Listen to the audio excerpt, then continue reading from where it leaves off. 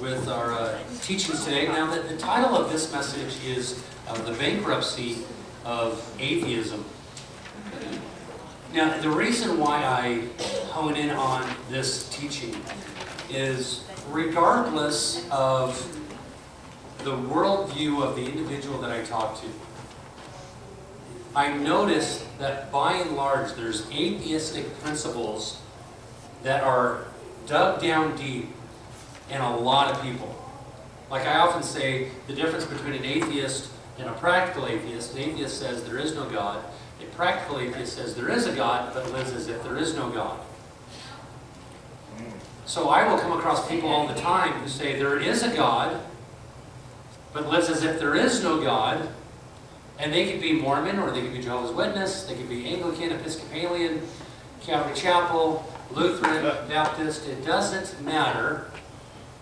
They will live their lives contrary. And they will have the same sort of objections as an atheist. And this is why I call it the bankruptcy of atheism, even though it's going to carry over into so many other worldviews. An atheist says there is no God. A practical atheist says there is a God, that lives as if there is no God. So, we're going to break this down into 4 sections. The first one is the knowledge of the atheist. What does the atheist know? As we look at our text in Romans 1, verses 18 to 23, we're going to see that an atheist, as is all people, they know that God exists. They know. They've simply suppressed the truth of God in unrighteousness. Secondly, we're going to look at the heart of the atheist. The fool has said in his heart, there is no God. We'll look at the foolish claims of an atheist. Claims such as, there is no such thing as truth. Contradictions are allowed when you communicate. You'll notice that it's not the mesmerizing mathematician that has said in his heart there is no God, or the brilliant biologist that said in his heart there is no God. It says the fool. The fool has said in his heart, there is no God. Thirdly, we'll look at the questions of the atheist. These are the most common questions and objections that I get when I am out on the street. I want to encourage you to take notes, but you can also email me for my notes. Mark@livingwaters.com. Mark@livingwaters.com. And I will be happy to throw all my notes your way if you would like them. And finally, it'll be the need of the atheist. The greatest need of the atheist is very simply put, they need to be born again. And we must focus in on that. And everything in between, and all of our conversation has to lead, has to push towards the gospel. Why? Because it's the gospel that is the power of God unto salvation. You can win an argument, but you can lose the real thing that is needed. You can lose their soul. They can walk away thinking you're just a jerk.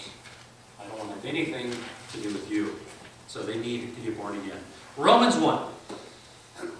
Romans 1, starting in verse 18.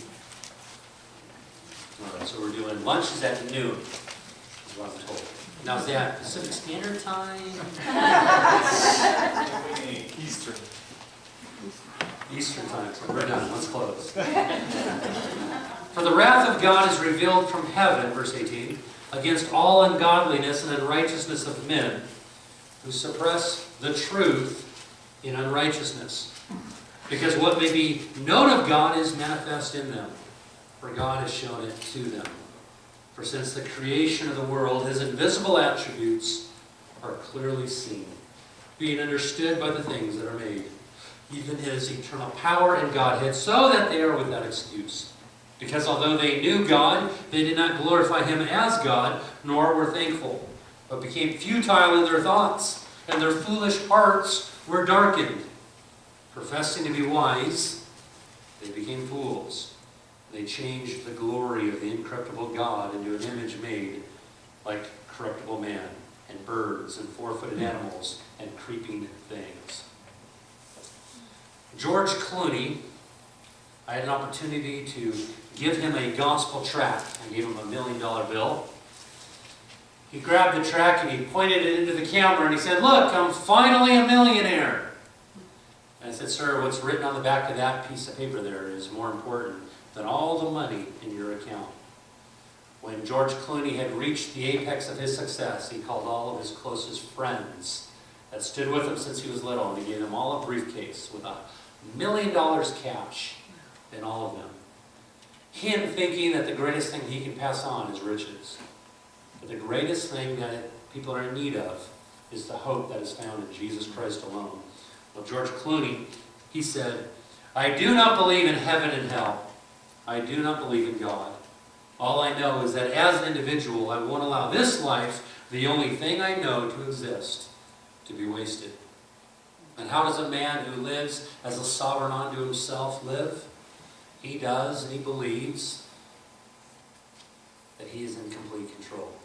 That he does whatever he wants, whenever he wants, to whomever he wants, and he answers to no one. And he doesn't care what you think about it. He hides behind his ravishing good looks and his bank account, but it's not going to profit him on the day of wrath. Brad Pitt, his buddy, he said, "I'm probably 20% atheist and 80% agnostic. I don't think anyone really knows. You'll either find out or not when you get there. And until then, there's no point even thinking about it."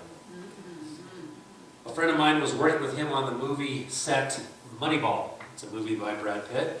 And he gave him a $1 million bill. Brad Pitt said, "Thank you so much for this." Went ahead, looked over at his handler and said, "Make sure that guy's fired." And he got fired. Showed up the next day, only to clean out his locker. Atheism. It's been defined as a disbelief or a lack of belief in the existence of God or gods. Atheists say, there is no God. God says, there are no atheists. And that's what our text says. It says that the invisible attributes of God are clearly seen so that they are without excuse. They have suppressed the truth of God in unrighteousness. Back in 2016, 1 out of every 10 American claimed to be an atheist, an agnostic, a skeptic who adhered to the tenets of the flying spaghetti monster. 1 out of every 10. Last year, that number changed. And it now says that 1 out of every 4. 1 out of every 4 people that we will come in contact with do not believe in God, so they say. Well, the atheist knows that God exists. That's what the atheist knows. He knows that God does, in fact, exist. What we have in our society today is a battle for truth. Truth has been defined as that which conforms to reality. Well, I can say, whose reality? Yours or mine? You're not part of my reality. I have my own fears and struggles and things that I'm going through. Who's right? So I have defined truth as that which conforms to the mind of God. Whatever God says is true, right, and accurate is correct. I want to define it even simpler. I'm going to say truth is Jesus Christ. This sparks an interesting conversation from then on. What ensues is sheer comedy. Like, what do you mean truth is Jesus Christ? And I say, good question. And then I can talk about him being the way, the truth, and the life. But it has been said, the only truth you know is the truth you want to know. That's why each person needs to decide for himself how much truth he can handle. Truth will set you free, but not until it's had its way with you. Truth is not elastic. It doesn't change with the times. Truth is immovable. It doesn't spoil. Milk expires. Truth does not. Truth is the same yesterday, today, and forever. Therefore, truth must be the foundation. It must be the foundation for which we build our lives. Wayne Grudem, he said, God's words are not simply true in the sense that they conform to some standard of truthfulness outside of God. Rather, they are truth itself, and they are the final standard and the definition of truth.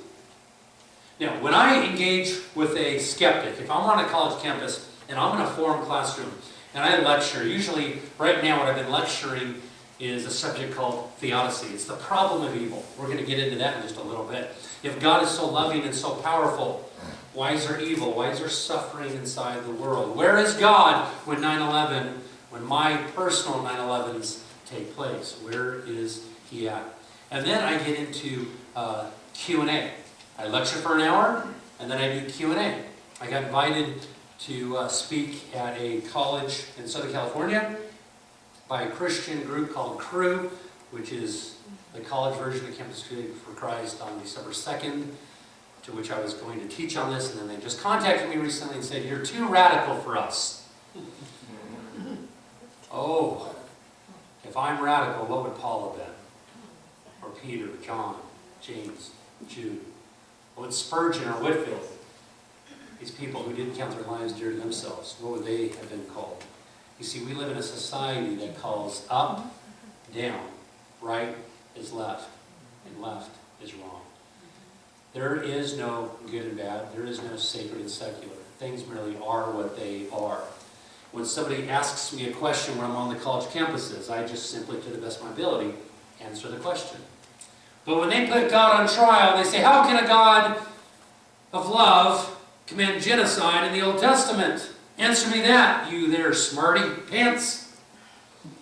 And I'll say, well, I stop answering the question at that point, but I'll turn it back around and I'll say, well, what is wrong with genocide according to worldview? And I don't want to let the cat out of the bag before it's time, but we're actually going to deal with these common objections. My point is, I stop answering the questions. And I put them on trial because God is not on trial. He's the judge of the universe. Where do we see evidence presented more than any other place? It's a court of law.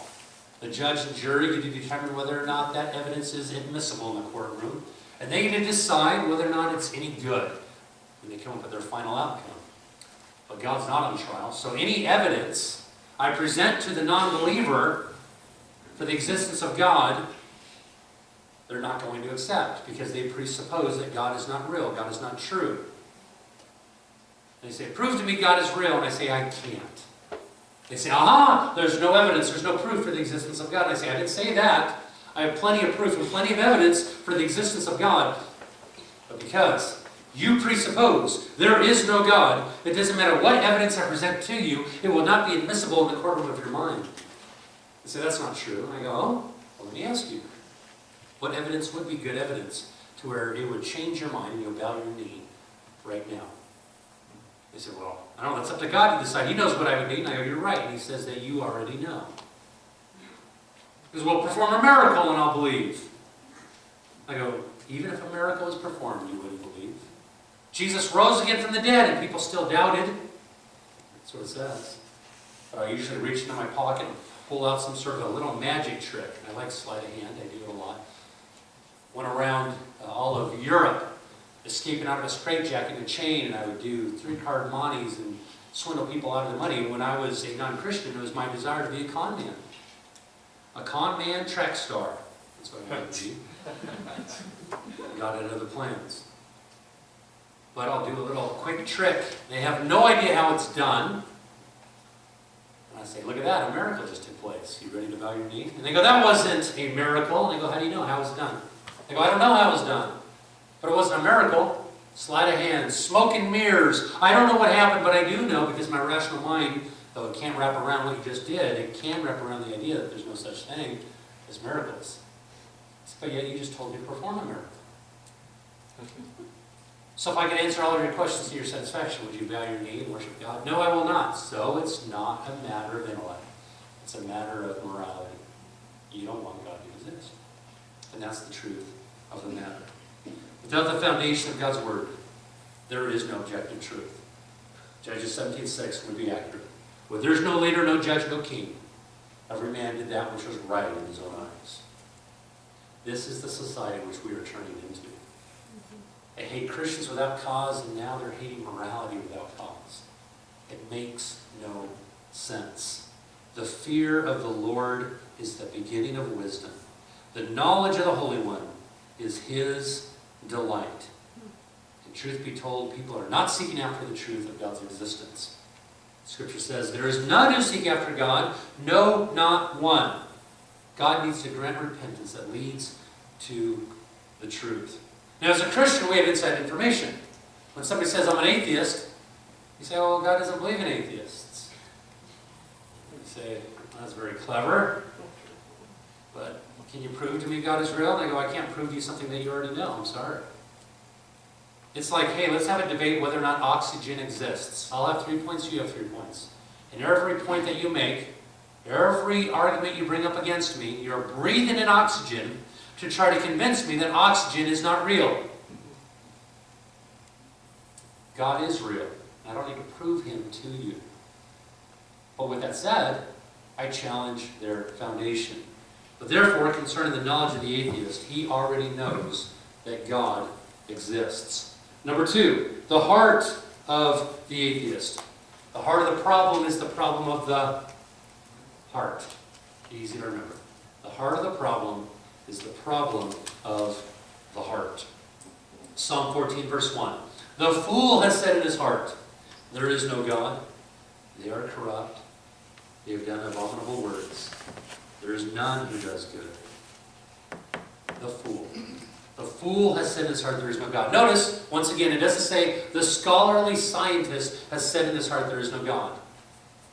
The mesmerizing mathematician has said in his heart, there is no God. The brilliant biologist, Richard Dawkins, has said in his heart, there is no God. It says the fool. Know that. Let that be your ammunition. Let that give you confidence when you talk to people. There is no God. There is no atheist. Where are we at? We're at a stalemate. Why do you say that there is no God? I have never seen any evidence. I was talking to a graduate from USC not too long ago. And he said, there is no evidence for the existence of God. And I said, ever been to Mount Rushmore? He goes, no, I have not. Do you know what it is? Yes, I do. It's a pretty cool thing, isn't it? You have these rocks chiseled away to form the faces and images of people, presidents, what have you. Pretty remarkable. In fact, it's one of the nicest places I've ever been. I just stood amazed when I went there. And it's pretty cool. Can I convince you that there was no maker? He goes, no, that's silly. I go, well, who was the architect? How long did it take to make? Who built it? He goes, I don't know. I go, well, can I convince you that there was no builder? He goes, no. I go, do you realize how much more complex you are than Mount Rushmore? Your eye? Mount Rushmore has eyes. There's eyes on Mount Rushmore, but they cannot see. Your eye, with 137 million light-sensitive cells, instantaneous reproduction, wide-angle lens. We cannot create a camera to do what the human eyeball does. And yet this evolved. From goo to you by way of the zoo? I go, is that what you want me to believe? He goes, yeah. I'm like, and you want me to convince you that God is real when you think that there is a creator of Mount Rushmore but no creator of this? You have bigger problems, my friend. You think it's more intellectually honest to believe your position than my position? So what do they need? Not just a modified presuppositional list of things to believe, but rather they need to have a complete foundational overhaul. They need to have their eyes illuminated to the truth. Before I became a Christian, I was pro-choice. I believed in evolution. Now, homosexuality was not cool some 30 years ago. If it was, I would have believed in homosexuality being okay, and transgenderism. But the moment I became a Christian, everything just changed. Everything is as if I was seeing in two-dimensional black and white, and all of a sudden now three-dimensional color. Even the trees are beautiful now. I don't feel like kicking cats anymore. Right? I mean, this is where I came from. I like cats. I just can't eat a whole one.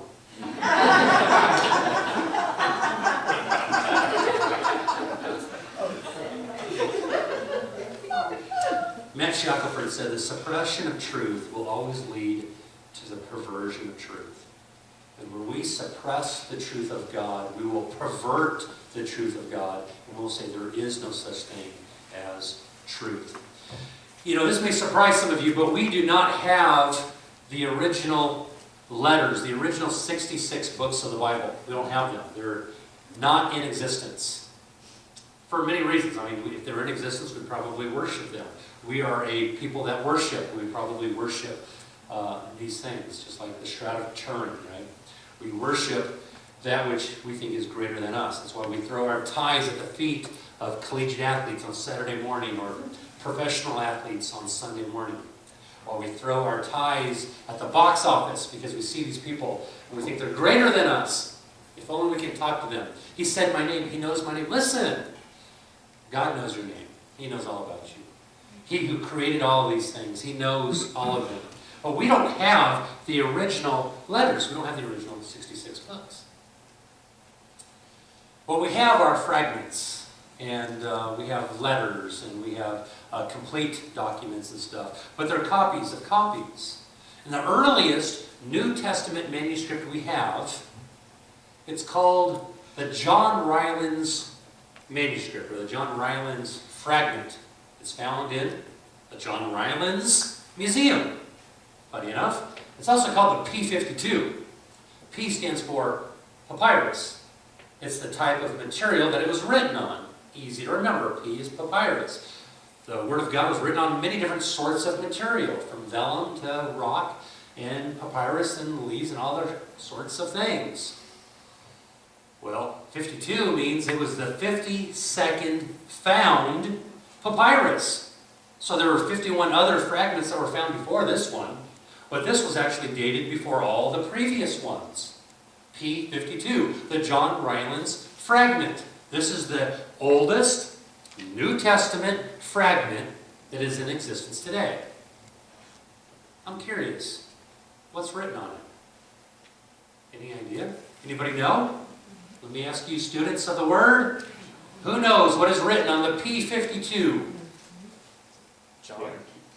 It's a portion of the Gospel of John, and it says, "What is truth?" What is truth? Spoken by Pontius Pilate. What is truth? The single-handedly most important question ever to be asked to the greatest authority on the subject, Jesus Christ. The most important question asked to the most important figure that has ever lived, yet he didn't wait around for the answer. You cannot be like Pontius Pilate and wash your hands of the truth. The truth will set you free, but not until it's finished with you. What is truth? I often remind people when they come up to the microphone, I say, questions are dangerous. Why? Because there's answers. Statements are dangerous because there's consequences. Questions are dangerous because there are answers. We do not get to choose what is true. We only get to choose what we do about it. Cami Garcia said that. Relativism. It's the philosophical position that all points of view are equally valid, and that all truth is relative to the individual. And this means that all moral positions, all religious systems, all political systems are defined by each individual. There is no right, there is no wrong answer to anyone. Remember what Thomas Jefferson said? We find these truths to be self-evident. Listen, I need to convince you that the human eyeball had a creator. This is self-evident. Within an atheistic worldview, there are certain self-refuting statements that are so silly, once you begin to point them out to them, they begin to deny it. Let me give you examples. You cannot know anything for sure. It's self-refuting. Do you know that for sure? That's what it says. Do you know that for sure? Do you know that we don't know anything for sure? Yes. Well, then you know that. You have a problem with that? I don't know if I have a problem with that. You Christians are so judgmental. Is that your judgment? If it's wrong to judge, well then why are you judging my judgment? It's like a shot to the head. If judging is wrong, well then stop judging me. No, you stop judging me. No, judgings are okay within the Christian worldview. The Bible says, when you judge, use righteous judgment. Beware of false prophets. Beware of these wolves. How can we beware of these false prophets unless I make a judgment call that what you're saying is wrong? It says, when you judge, use correct judgment. Use righteous judgment. So there's nothing wrong with judgment. There's nothing wrong with saying, hey, rape is wrong. There's going to come a day and age where you're not going to be able to say that unless a revival hits. Nobody's right. Are you right that nobody's right? Because if you are right that nobody is right, well then you're wrong about nobody being right because you claim to be right. And that's not right. Right? Nobody's right. Well, are you right about nobody being right? Because if you're right about nobody being right, well then you're wrong about nobody being right because you claim to be right, and that's not right. Go back and listen to the tape. Yeah, that just baffles them. Are you right? Last one. There is no such thing as absolute truth. We discussed that kind of ad hominem and ad nauseum in the past, in the last message. So we have to kind of move on. Is that true? So the questions of the atheist, as we quickly run out of time. You know, I ask atheists all the time. I say, are there moral absolutes? I'm just curious. You say there are no absolutes, but are there moral absolutes? And they'll say, some will say yes, some will say no. You know, and I'll say, well, let me give you an example. Is it wrong to torture an innocent child for fun? Is that wrong? Now, most of the time people say yes. However, occasionally someone will say, I don't know. I go, you don't know if it's wrong to torture an innocent child for fun? What they need is not an argument. They need a doctor. If you need to convince someone that it is morally wrong to torture a child, they don't need an argument, they need a therapist. I was in Huntington Beach open air preaching, and there was an atheist that was coming up against me. He said, there is no right, there is no wrong. Good and bad, it's whatever you want it to be. And I said, oh, pornography, right or wrong? He said, it's right. I said, oh, at what age would you like your precious little daughter who's standing next to you to get involved in that noble profession? And there was silence, right? It's not our job to open their hearts. Allow God to close their mouths. The heart of the problem is the problem of the heart. The fool has said in his heart, there is no God. So we have the questions of an atheist. In James chapter 3, verse 17, but the wisdom that is from above is first pure. You know, then it's peaceable and gentle. It's willing to yield. It's full of mercy. It's full of good fruits. It's without partiality, without hypocrisy. And the fruit of righteousness is sown in peace by those who make peace. The mind is at enmity with God. And though their heart is foolish, a lot of times their questions are just as foolish. They might not be as self-refuting as the ones we just looked at, but they're easily as refutable. But we must always remember when we're answering objections from the skeptic, that but by the grace of God, there go I. There go I in my foolishness. Each one of us should pity the atheist. But that doesn't mean we cower down inside of the corner. We don't need to be ashamed of our position. Christianity is intelligent. It can handle scrutiny from any person of any worldview, including that of an atheist, or somebody who is a Mormon who doesn't know their worldview well enough, and they have atheistic tendencies. So, when somebody asks me a question, what do? I don't answer it. Because I know they're not needing that question answered. I just move on. If they really are interested in answering that question, it's going to come back around. They come up and they say, yes, Lucy has determined to be a missing link and therefore provides enough evidence to clearly demonstrate Darwinian evolution, and therefore I believe in evolution. What do you have to say about Lucy, the missing link? And I say, I love Lucy. That's a great show. But that reminds me, how many lies do you think you've told over the course of your life? I go, lies? I go, yeah, you know, those things where you half-truths, fibs, exaggerations. How many of those? They go, no, we're talking about Lucy. How do we get on about lying? And I go, oh, yeah, well, Lucy's interesting. How many things do you think you've stolen?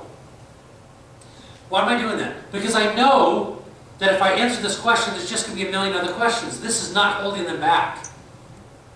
If they say, no, just answer the question about Lucy. And I go, okay, relax, cool your jets. What do you know about Lucy? Well, I know that he's a missing link. I go, he? Why not she? You realize that Lucy was a skeleton less than 40%. It wasn't even 100% skeleton, less than 40%. Found over a period of a mile and a half by a man named D.J. Johansen. In December 1978, National Geographic came along and said, this is a very poor example of a missing link. That is a secular magazine, mind you. And now you're saying it's a good example. What sayest thou? I'm not afraid to talk about it. But I just know that that's not what's holding them back. You can have all the answers to every question that will ever be asked, but that doesn't mean they're not going to become a Christian. They need to have the scales removed from their eyes, and what does that? The gospel. The gospel is the power of God unto salvation. Not all of the answers found in evidence that demands a verdict. Or whatever book and author of your choice. Stick to the gospel. And if you begin to answer some questions, that's okay. But then get back to the gospel. You asked the question, now it's my turn. What do you have to do to go to heaven? What's going to happen to us when we die? Right? So let's go through a couple of these questions. What's the first one? The church is filled with hypocrites. Listen, I don't want to go to church that's filled with hypocrites. Well, listen, Jesus never said to follow his people. He said to follow me. So it very well may be that there's people going to church that are living contrary to the way that they should be acting. But why should that stop you? It shouldn't stop you, right? I can go dress up like a Nebraska Cornhusker, try to get out on the football field, but they're going to stop me. Even though I'm just big, right? I can look like somebody else, but that doesn't mean I am somebody else. Sam Harris, the atheist, he said in his book, Letter to a Christian Nation, if I could wave a magic wand to get rid of either rape or religion, I would not hesitate to get rid of religion. He had a problem with hypocrisy, he still does. But let it be known that the only people that can be hypocritical within their worldview are those with a moral foundation. Christians. It's wrong to lie. Well then, why did you lie to me? It's wrong to steal. Well then, why did you steal from me? But if an atheist comes along and says, listen, I don't have no moral fortitude. Lying's okay, and stealing's okay, and sneaking around is okay. Guess what? They will never be a hypocrite. Because they have no foundation for morality. So the only people who can potentially be a hypocrite are those with a moral foundation. Sam Harris, in his interview with Stephen Crittenden, he said, there are many things about us for which we are naturally selected, which we repudiate in moral terms. For instance, did you know there's nothing more natural than rape?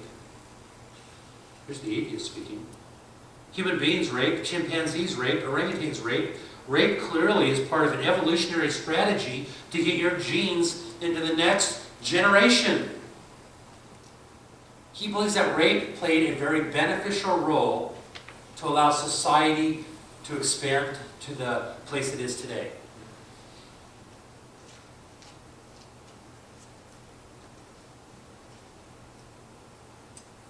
I say churches are filled with pretenders.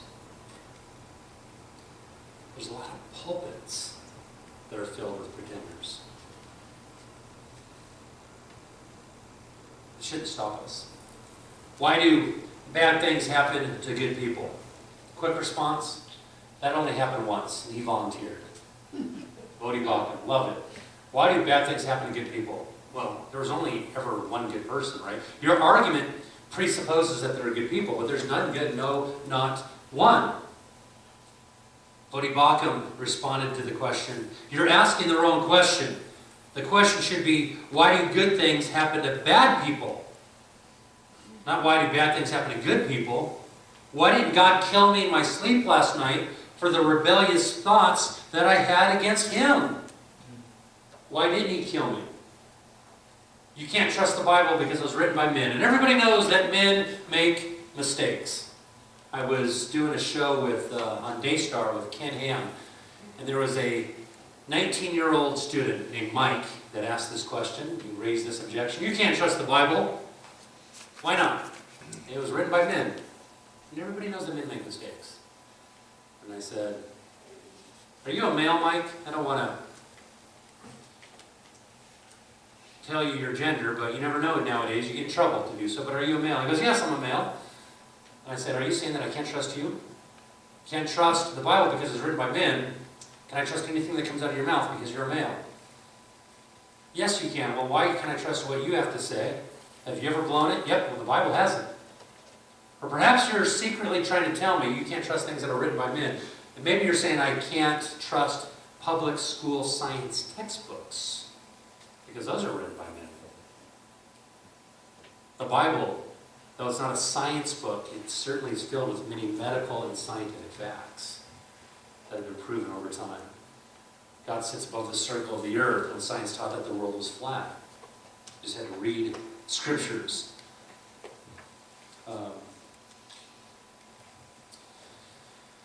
C.S. Lewis, he said, my argument against God was that the universe seemed so cruel and unjust. But how had I gotten this idea of just and unjust? A man does not call a line crooked unless he has some idea of what a straight line is. And what was I comparing the universe with when I called it unjust? So in order to say that things are bad, you have to be comparing it to something that is good. And he had this dilemma, and he realized what the dilemma was. Last year when I had spoke to the Denver Broncos, before they played the Chargers, I had a player that came up to me and he raised this objection. He said, the Bible's filled with mistakes. You going to deny it? I said, no, absolutely not. The first mistake was when man rejected God back in the garden. Don't do the same. And all his friends went, oh! I tried to get chest bumps in there and I got hurt. There are seeming discrepancies that can be taken care of. The Bible has no contradictions. Paradoxes, perhaps, a seeming contradiction, well to be taken care of. But the Bible is not one book. It's 66 books written over a period of 1,500 years by 40 different authors with many different occupational backgrounds, with one central main theme. How does man avoid hell, come into a relationship with a God who made sunsets and surfing and seafood and sex, and go to heaven? The message of the Bible is Jesus Christ and Him crucified for the good of man and the glory of God. There's no problems with the Bible. And then I tell people, listen, you don't have a problem with the Word of God. You have a problem with the God of the Word. That's what your problem is. You don't want God to exist. Could you be wrong about Christianity being true and God being real? Quick answer, no. I can't. Well, that's kind of egotistical. And I go, well, am I wrong? Yes. Could you be wrong about me being wrong? No. That's kind of egotistical. Which one of us is right? I had a guy come up to the microphone when I was at a university, and I was sharing with John yesterday. I said, listen. He said, hey, what would it take to convince you that Christianity is not true? And I said, what would it take to convince you that 2 + 2 is 5? What would it take to convince you that your parents are aliens? He said, well, that sounds far-fetched, but I guess I should be open-minded to that. You're open-minded to the idea that your parents might be aliens? What would it take to convince you that rape is a morally beautiful thing? He says, well, that sounds a little bit more far-fetched. I said, more far-fetched than you being an alien because your parents are aliens? He said, well, I think we should remain open-minded. To which I said, well, don't be so open-minded where your brain falls out. Seems like that's what you've done, my friend. I said, thank you for coming to the microphone. He said, you didn't answer my question. And I said, I don't know how to respond to someone who thinks that their parents might be aliens, rape might be a morally beautiful thing, and 2 + 2 might be 5. How do you have a coherent conversation? So somebody came up after him and said, you are not nice and should not correct people in public like that. It belittles them. And I said, are you correcting me in public?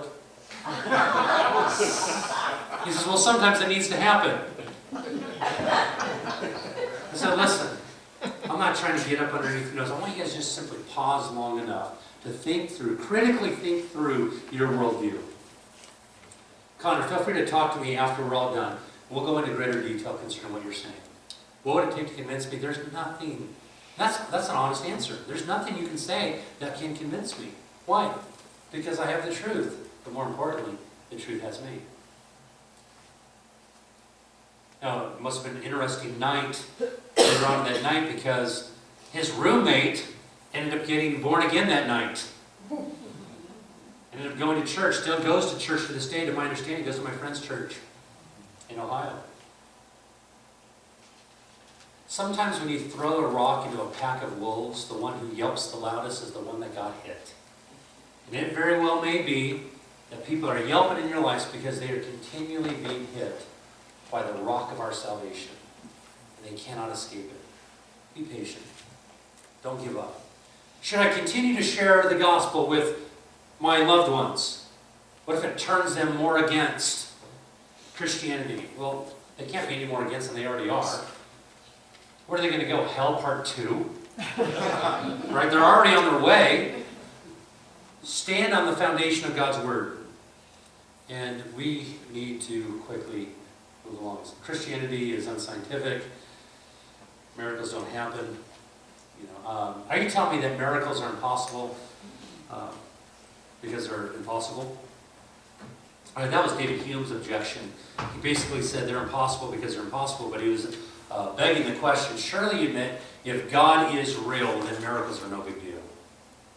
If you can believe in the beginning that God created the heavens and the earth, well, then it's no big deal for a man to walk on water, for the sun to stand still, or for an axe to float. It's not a big deal. Nothing's too hard for God. God can do whatever He wants. He transcends time. I haven't been out of time on you guys. I don't believe in God, and I'm just as good as any Christian. Can we play the video, the first video? This is an interview with Piers Morgan and Ricky Gervais. And he's asked the question about being moral. And this is where we pick it up with Ricky Gervais simply saying that he's just as good as any Christian. You guys don't have the corner on morality. So that won't play because that's just a thumbnail. We have to actually find the video. If we don't, we can move on.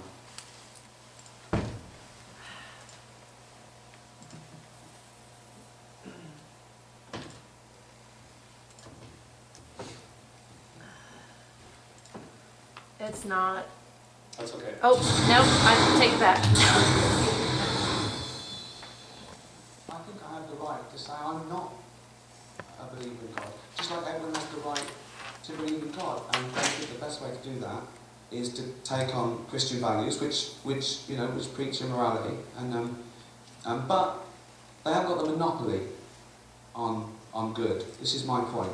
I'm not a Christian, but I live my life in a good way. And some people say, well, who says what's good is? Well, do you know what? I do. He does. And we're going to quickly show the other video here in the next minute or so. But notice what he's saying here. That he gets to decide what good is. And if he gets to decide what good is, well then so does Adolf Hitler. So does Osama bin Laden. So does a student going inside of a public school and wanting to shoot up people. Who gets to decide? If there's no objective foundation, then we're all autonomous individuals that are making up our own mind to do whatever we want to do. If evolution is true, then there is no right or wrong. Things merely are what they are. Doug Wilson aptly points out, it's like two weeds that are growing up in a field. And he compares that to two people that are on this planet. Two weeds growing up in a field. One is leaning towards the left, the other weed is leaning towards the right. Which weed is growing correctly? They're just growing. That's what they do. They're just growing. Well, you and I are like a bottle of Dr. Pepper and a bottle of Mountain Dew. We shake them up, we take the lids off, they begin to fizz. You fizz one way, he fizzes the other way. There is no good, there's no bad. Things merely are what they are. This is why we need an objective foundation. I'm not saying you don't know right from wrong. You do know right from wrong, even if you're an atheist, and that's because God has given you a conscience. The word con means with. The word science means knowledge. You do everything with knowledge that things are right and wrong. But what does it look like if somebody adheres to the statement that there is no right or wrong. Watch this video. This is Kirk Cameron. So does it matter how we live our life on this earth? I mean, Hitler did just what he wanted to do. No, and I don't think it matters. I think we have free will of anything. There's no good or bad. But karma does exist, so whatever you do comes back to you. so you think it's okay to rape little children for fun? Yes, I think it's okay. I think it's we have total will. We can do whatever we want. That's why we're here. All right, let me ask you. If you had kids, would you let him babysit your kid? I mean, I think maybe he needs to rephrase what he said. I'll say right now, I definitely don't. Well, he's being consistent. We can do whatever we want, whatever we choose to, And it's all okay? and it's all okay. So you think what Hitler did really wasn't wrong? He thinks it was great. Some people I'm actually. saying you don't think what he did was wrong. I think what he did was wrong. How could it be really wrong if he just wanted to do it because you said you could do anything? Well, people, they live different. You said you don't like it, That was his will. It was his choice. but it wasn't really wrong. It wasn't really wrong because there is no good or wrong. Have you ever told that to a Jewish person? No. Don't.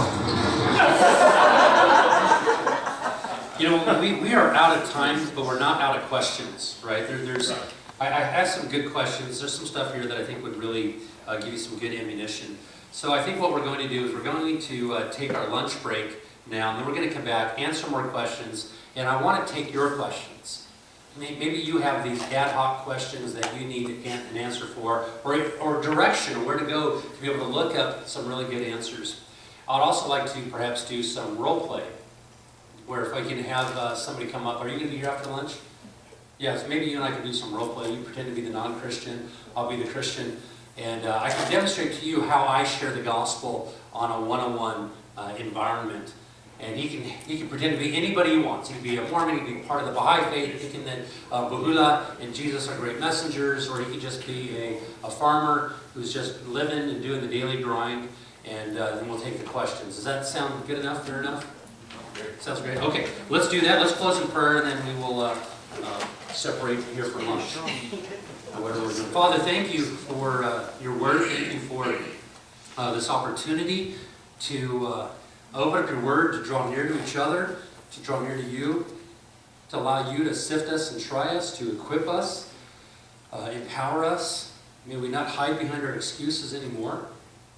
And may you do what you've always wanted to do, and that is to be God in the man. We do ask that you would bless our lunch, this food that you're about ready to bless us with, to the nourishment of our bodies, that you would give us the nourishment, the strength in order to continually push onward and to press upward. In Jesus' name, amen. Amen. We'll break.